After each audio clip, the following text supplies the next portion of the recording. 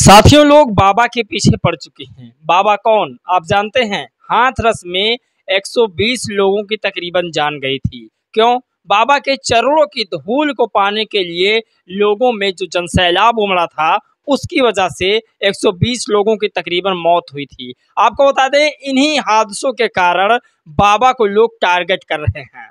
अब बाबा को लोग वो टारगेट कर रहे हैं जो अपने आप को ऊंची जाति के लोग बताते हैं। आपको बता दें, ब्राह्मण समाज के तमाम लोग आज उस बाबा को टारगेट कर रहे हैं जिस बाबा के मेले में आए हुए श्रद्धालुओं की मौत हुई है। मैं ऐसे बाबाओं का समर्थन नहीं करता हूं और ना ही मैं ऐसे पाखंडों का भी समर्थन करता हूं, लेकिन इसमें जो जांच की विषय है, जो जांच स्तरीय कमेटी टीम बनाई गई है, वो जो निष्कर्ष निकालेगी उसके आधार पर जो भी होगा वो मान्य होगा। लेकिन कुछ लोग बाबा के पीछे इसलिए पड़े हैं क्योंकि बाबा की असली जाति पता चल गई है। वो कौन से जाति के हैं, सरकार विश्वहरी, इसलिए लोग उनके पीछे पड़ चुके हैं। तो साथियों, आज उन बाबा की हम जातियां भी आपको बताएंगे, लेकिन सोचिए, जिस तरह से यह मीडिया मायावती जी को टारगेट कर रही थी, ये मीडिया ठीक उसी तरीका से अनुप्रिया पटेल को भी अब टारगेट करने लगी है। ये सबसे बड़ी खबर है। लेकिन एक सबसे बड़ी आप खबर ये सोचिए, नीट परीक्षा को लेकर संसद भवन में राहुल गांधी चुप्पी मारे बैठे हुए हैं और संसद भवन को हिंदू धर्म का अखाड़ा, सोचिए। तो ये राहुल गांधी जी जहां जहां जाते हैं वहां वहां भारत को हिंदुस्तान और पूरे संसद भवन में हिंदुस्तान हिंदुस्तान पूरा मतलब हिंदू राष्ट्र बना के रख चुके हैं। तो आज इन तमाम मुद्दों पर बातचीत होगी और इन तमाम लोगों की पोल खुलेगी जो दलित पिछड़े आदिवासियों के साथ नहीं हैं, सिर्फ वोट लेना चाहते हैं और वोट लेने की बारी आती है तब ये उनके हितैषी बनते हैं। अगर बाबा साहब ना होते, संविधान ना होता, हम लोगों का वोट का अधिकार ना होता, तो क्या होता हम लोगों का। आज इन तमाम खास टॉपिक पर बातचीत करेंगे। चलिए आज की वीडियो हम शुरू करते हैं। नमस्कार मित्रों, मैं हूं पराग और आप सभी का स्वागत है। मित्रों, आज वो पोल खुलने वाली है जो शायद अभी तक बंधी हुई थी। मित्रों, दलित समाज इतना भोला भाला है कि अगर किसी के आईडी पर बाबा साहब की तस्वीर देख लेता है तो उसे वो अपना हितैषी समझने लगता है। आप सोचिए, फॉलोअर्स बटोरेंगे दलितों के नाम पर, फॉलोअर्स बटोरेंगे बहुजनों के नाम पर, लेकिन गाली देंगे उन्हीं ओबीसी SC ST तमाम लोगों को जिनकी वजह से आज वो इस मुकाम पर पहुंचे हैं। आज कई ऐसे लोग हैं, सोचिए, कल एक हादसा हुआ था, परसों, माफ़ कीजिएगा, परसों एक हादसा हुआ था हाथरस में। जो सत्संग लगा था, उस सत्संग में जो मुख्य किरदार थे, जिनके जो बाबा थे, जिन्हें भोलेनाथ कहा गया है, दरअसल वो एक रिटायर कांस्टेबल हैं जिनका नाम साकार हरि बाबा है। दरअसल इनका जो पुराना नाम है, उस पुराने नाम से मैं आपको वाकिफ़ कराऊंगा, लेकिन आपको बता दें इनका प्रेजेंट टाइम का जो नाम है वो साकार हरि बाबा नाम से है। और दरअसल इनकी जो जाति है वो जाटो है। जाटो मतलब दलित समाज से आते हैं। इस कारणवश से इन्हें लोग टारगेट कर रहे हैं। आप इस बात की कल्पना नहीं कर सकते। साथियों, अब सरकार भी शहरी बाबा को वो समाज टारगेट कर रहा है जो ये कहता है कि सिर्फ और सिर्फ ब्राह्मणों को पढ़ने का अधिकार है। आप समझ रहे हैं, इस देश के 15% लोग उस बाबा के पीछे पड़े हुए हैं। मैं उस बाबा का समर्थन कतई नहीं करता और उस बाबा जैसे हजारों ढोंगी हैं इस देश में, मैं उन ढोंगियों का कतई समर्थन नहीं करता हूं। मैं इस देश के 90% लोगों से हाथ जोड़कर कहना चाहूँगा कि बाबा साहब डॉक्टर भीमराव अम्बेडकर ने आपके लिए संसद जाने का रास्ता बना दिया, स्कूल जाने का रास्ता बना दिया। तो आप संसद और स्कूल जाइए, संविधान पढ़िए, इस देश की ताकत सबसे ज़्यादा किसमें है आप वो चीज़ जानिए। और इन ढोंगियों के पीछे पड़ने से हाथरस कांड होगा, फिर चाहे किसी भी जगह का कांड क्यों ना हो, ऐसा होता ही रहेगा। तो आप इन बाबाओं के चक्कर में ना पड़ें। और इस देश में सिर्फ एक ही बाबा हैं, बाबा साहब डॉक्टर भीमराव अम्बेडकर, जिन्होंने इस देश के लिए समतामूलक कल्पना किया है, इस देश को समतामूलक बनाने की कल्पना किया है।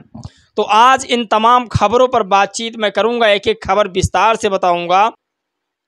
साथियों, राहुल गांधी जी जो चादर ओढ़ रखे हैं इस समय, उसके बहकावे में लोग आकर उनकी ओट देकर उनके मार्जिन को बढ़ा दिया है। लेकिन आज कई दिन सदन चालू हुए हो गया और संसद भवन में लगातार हिंदू हिंदू हिंदुस्तान यही शब्द गूंज रहा है। आप समझ रहे हैं, संसद भवन पूरा हिंदू राष्ट्र का अखाड़ा बन चुका है। एक भी बात उन्होंने इस देश के महंगाई पर नहीं बोली।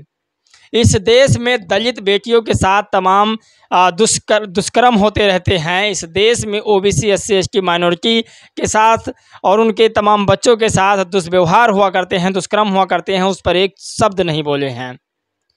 और सिर्फ हिंदू, तुम हिंदू मैं हिंदू, कौन हिंदू, भोलेनाथ, फलाना टिकना, जितना कुछ है वो तस्वीर संसद भवन में लेकर पहुंच चुके हैं। पहले तो ये तस्वीर, ये देखिए आप, ये तस्वीर उस समय की है जब ये वोट मांग रहे थे, और ये सदन में संसद भवन में बाबा साहब की तस्वीर उठाने के बजाय ये इस देवता की तस्वीर उठा रहे हैं जो इनका पहचान है। और आप सोचिए, इन्हीं के समाज के कुछ लोग ये कह रहे हैं, राहुल गांधी जी के ही समाज के कुछ लोग ये कह रहे हैं कि राहुल गांधी फिरोज खान का पोता है, मतलब ये हिंदू नहीं है, हिंदू विरोधी है। खैर, ये कुछ भी हो, हमें अपने बहुजन समाज से मतलब है, जिनकी मैं आवाज़ उठाता रहूँगा। आगे बड़ी खबर की ओर लेकर चलते हैं आपको। सोचिए, ये देखिए आप, हाथरस में भागदौड़ के दौरान सैकड़ों लोग की दुखद मौत मामला सामने आया है। इन्होंने लिखा कि तुलसीदास ने शायद सही लिखा था कि पूजहि विप्र सकल गुरुहीना, वेद न पूजें शूद्र प्रवीणा। इनका मतलब यही है। इन्होंने लिखा कि यह बाबा ब्राह्मण नहीं है और इसकी सभा को सत्संग नहीं कहा जा सकता, क्योंकि ये सत्संग भगवान के लिए नहीं कर रहा था, ये लोगों को जगाना चाहता है। साफ साफ इन्होंने लिखा, यह सनातन धर्म का प्रचार नहीं करता है, स्वनिर्मित मानवता का धर्म व शिक्षा देता है। सोचिए, तो इनके कहने का मतलब है कि इस देश में सिर्फ और सिर्फ ब्राह्मण समाज का ही व्यक्ति बाबा बन सकता है। तो मैं अब पहले भी बता चुका कि मैं बाबाओं का खंडन करता हूं, इनका विरोध करता हूं, मैं इनका कभी समर्थन नहीं करता। लेकिन इनके कहने का मतलब है कि सिर्फ और सिर्फ बाबा जो हैं वो ब्राह्मण समाज से होने चाहिए।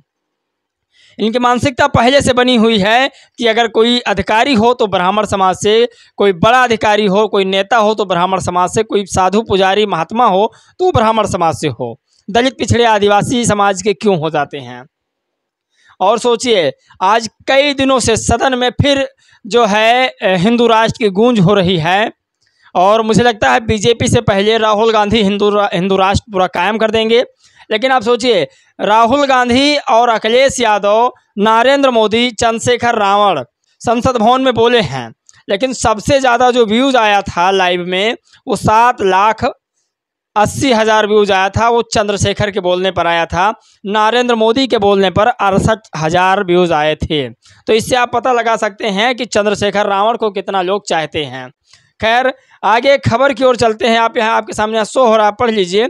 और आगे खबर की ओर चलते हैं। इसमें देखिए साफ साफ लिखा हुआ है, अजय पटेल ने लिखा कि जिस तरह से मीडिया बसपा और बहन जी के ऊपर आरोप लगाते थे, आज उसी तरीका से और अनुप्रिया पटेल जी पर इल्ज़ाम ये लोग लगा रहे हैं। अनुप्रिया पटेल जी बीजेपी की गोद में बैठी हैं। यह चाटुकारिता की एक सीमा होती है जो लोग इस पर इल्ज़ाम लगा रहे हैं। तो ये तमाम बड़ी वो खबर थी जो कड़वा कड़वा थू थू, मीठा मीठा गप गप, ये वाली हाल है इस देश में। तो इसे हमें समझना चाहिए बारीकी से, और जातिवाद कहाँ कहाँ है इसे भी हमें पहचानना चाहिए। मैंने एक बार फिर कहा कि बाबा साहब डॉक्टर भीमराव ने आपके लिए संसद का रास्ता खोला, स्कूल का रास्ता खोला, कॉलेज का रास्ता खोला, judiciary, bureaucracy, university, media house, सब जगह आप जा सकते हैं। बस आपको मेहनत करने की ज़रूरत है। तो आप इन बाबाओं के चक्कर में ना पड़ें। वो किसी भी कास्ट के बाबा क्यों ना हो, पाखंडवाद के अलावा कुछ नहीं आपको सिखा सकते हैं। दोस्तों, इस वीडियो में मैं बस इतना ही कहूँगा कि बहुजन समाज शिक्षित बने, संघर्ष करे और फिर संगठित हो। आप लोगों की क्या राय है? अपना राय सुझाव ज़रूर दीजिएगा, हमसे साझा कीजिएगा, ताकि हम उस पर आगे विचार कर सकें और वीडियो बना सकें। इस वीडियो में बस इतना ही दोस्तों। जय भीम, नमो बुद्धाय।